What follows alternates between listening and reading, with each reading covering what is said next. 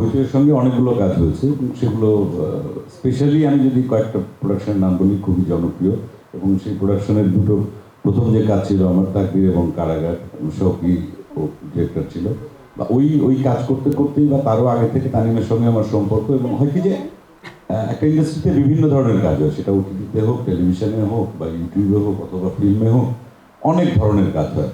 তা আমরা আসলে সেই ধরনগুলোকে আলাদা করেই এগোতে চাই, এটা আমার ইচ্ছা এবং আমার রুচির সঙ্গে, বা আমি কোন ধরনের গল্পে কোন ধরনের চরিত্রে অভিনয় করতে চাই, বা কোন ধরনের দর্শকের জন্য কাজ করতে চাই।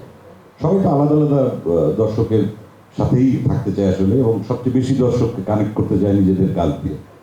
তানিমের সঙ্গে পরিচয়ের পর থেকেই ও মানুষ হিসাবে যেরকম, বন্ধু হিসাবে যেমন, ছোট ভাই হিসাবে যেরকম, সেই সাথে ওর পড়া, যেটা মোশাররফ বললো যে ওর পড়ালেখার যে অভ্যাস, সেই জায়গা থেকে ওর যে রুচির, যে কাজের যে রুচিটা, সেই জায়গা থেকে খুবই আমি আন্তরিক সম্পর্ক ওর সঙ্গে, এবং ওর সঙ্গে কাজটা আসলে অনেক আগে থেকেই করতে চেয়েছি বা করেছি কিছু কাজ।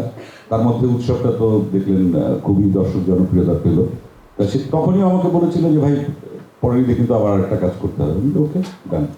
কারণ আরেকটা হচ্ছে আমাদের যে টিমটা, এক তো হুমায়ুন স্যারের গল্প বা সেই ছোট গল্প থেকে এই সিনেমার তৈরি হচ্ছে, সেটা যেমন একটা আকর্ষণের ব্যাপার আছে দর্শকের কাছে।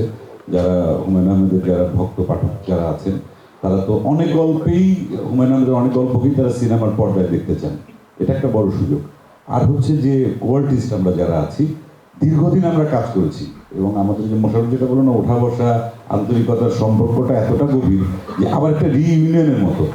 এটা আমরা কিন্তু আসলে কাজটা কি করবো, অবশ্যই চেষ্টা করবো ভালো কিছু করতে, কিন্তু আমার মনে হয় যে আমরা যারা এখানে আছি সবাই কোয়ার্টিস্টদেরকে অনেকদিন পর একসঙ্গে একটা কাজে আমরা পাচ্ছি, এবং একসঙ্গে একটা কাজ করবো, একটা জার্নি করবো। সেই জার্নিটা ট্রেনে হবে, ট্রেনের গন্তব্যটা কোথায় হবে, কিভাবে হবে, দর্শককে কতটুকু মানে জার্নি পর্যন্ত আমরা একদম আমাদের সঙ্গে আষ্টে পৃষ্ঠে একদম ধরে রাখতে পারবো, সেই আশাটা করছি যে ভালো কিছুই হবে।